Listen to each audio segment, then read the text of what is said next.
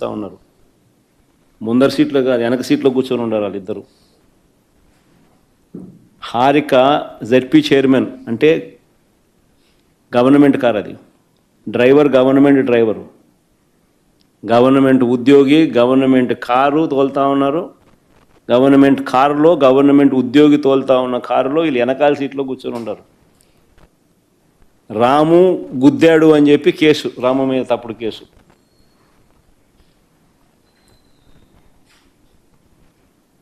ఒక బీసీ మహిళకు మీరు చేస్తూ ఉన్న గౌరవం ఇదేనా అంటున్నా.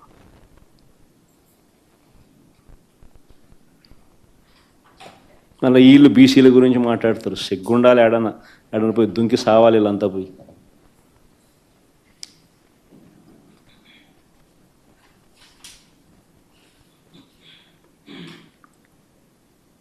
మరుసటి రోజు, ఆ రోజు కాకుండా మళ్ళీ మరుసటి రోజు పేర్ని నాని, ఖైలా అనిల్ కుమార్ సహా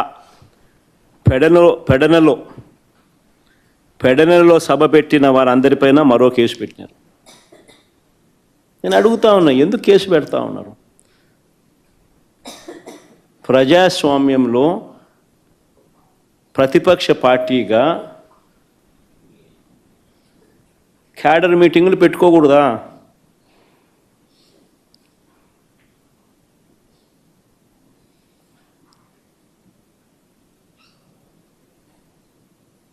చంద్రబాబు నాయుడు గారు చేసిన మోసాలను ఆ క్యాడర్ మీటింగ్లో ప్రస్తావిస్తూ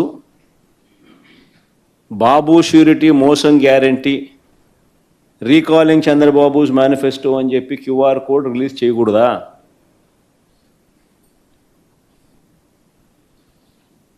అడుగుతా ఉన్నా. ప్రజాస్వామ్యంలో ఉన్నామా లేమా అని అడుగుతా ఉన్నా.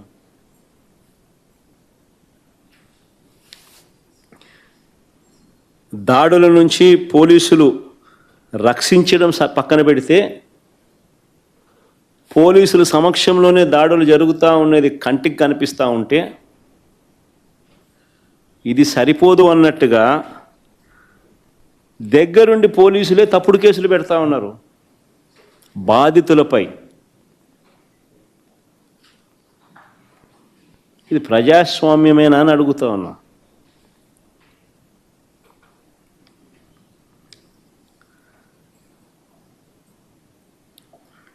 చంద్రబాబు నాయుడు గారు చేసే ప్రతి పని కూడా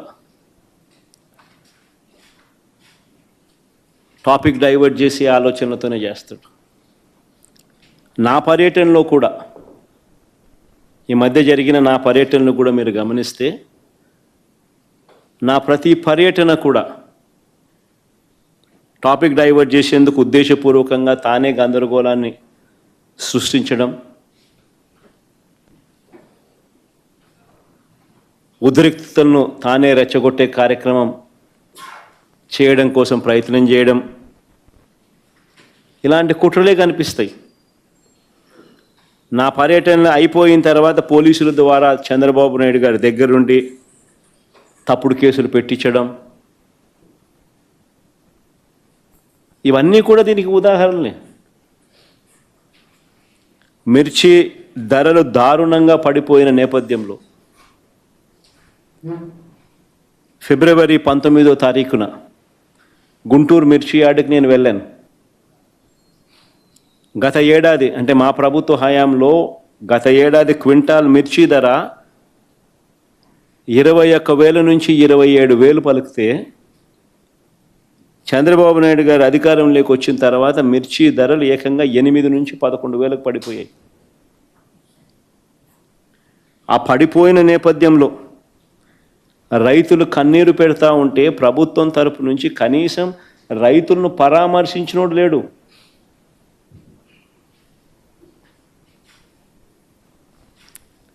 ఆ రైతులకు తోడుగా సంఘీభావంగా మద్దతిస్తూ ఆ మిర్చి యార్డుకు పోయింది జగనే. అదేమన్నా తప్ప అని అడుగుతా ఉన్నా. అలా పోయినందుకు పోలీసులను సహకరించద్దు అని చెప్పి జెడ్ ప్లస్ కేటగిరీ సెక్యూరిటీ గ్రహీత అయిన నాకు పోలీసును విత్డ్రా చేసినాడు. అంటే ఆయన 3 వచ్చినప్పుడు పోలీసు Z+ కేటగిరీ సెక్యూరిటీ ఇస్తాడు, ఆయన 3 రానప్పుడు Z+ కేటగిరీ సెక్యూరిటీని విత్డ్రా చేసుకుంటాడు.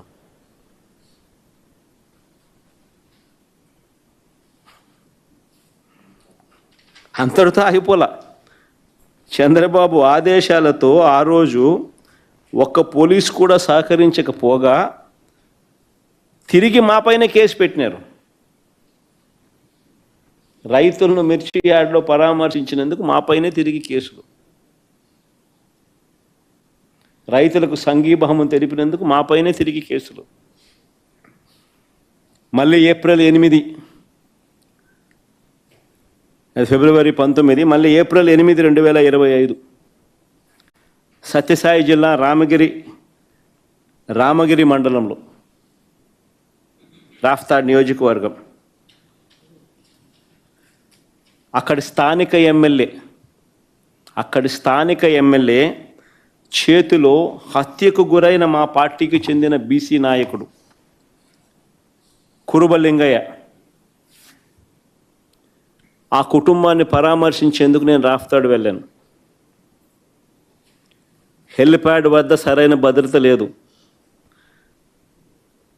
జనం తాకిడితో హెలిప్యాడ్ విండ్షీల్డ్ దెబ్బతినింది.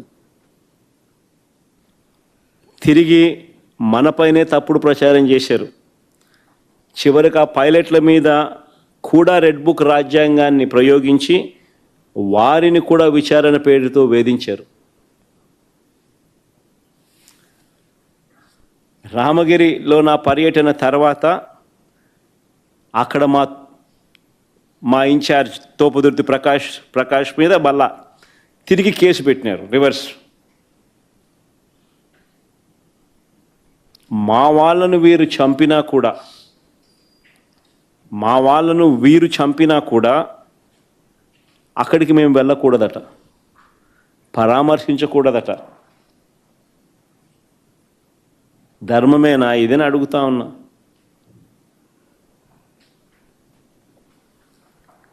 జూన్ 11 ప్రకాశం జిల్లా పొదిలి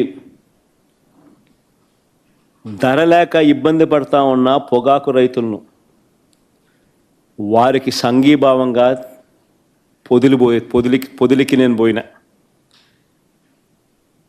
పొగాకు రైతు హైగ్రేడు గత సంవత్సరం 360 రూపాయలు ఉంటే ఏకంగా 220 రూపాయలకు పడిపోయింది. లో గ్రేడ్ గత ఏడాది అంటే నేటి సంవత్సరం వైఎస్ఆర్సీపీ ప్రభుత్వ హయాంలో ఉండగా 240 ఉంటే లో గ్రేడ్ అది 160కి పడిపోయింది. కొనే నాతుడు లేడు, పడిపోవడం ఒక ఎత్తు, కొనే నాతుడు లేడు. బ్లాక్ బర్లీ నేరుడు సంవత్సరం అంటే మా ప్రభుత్వ హయాంలో 180 రూపాయలు పై చిలుకుంటే 60 రూపాయలు 90 రూపాయలకు పడిపోయింది పరిస్థితులు. ఇలాంటి పరిస్థితుల మధ్య ఆ రైతులు తల్లడిల్లిపోతూ ఉంటే పరామర్శించేవాడు లేడు. వారికి సంఘీభావం తెలుపుతూ ఆ కార్యక్రమానికి నేను అటెండ్ అయితే 40-50 వేల మంది రైతులు సంఘీభావంగా వచ్చినారు.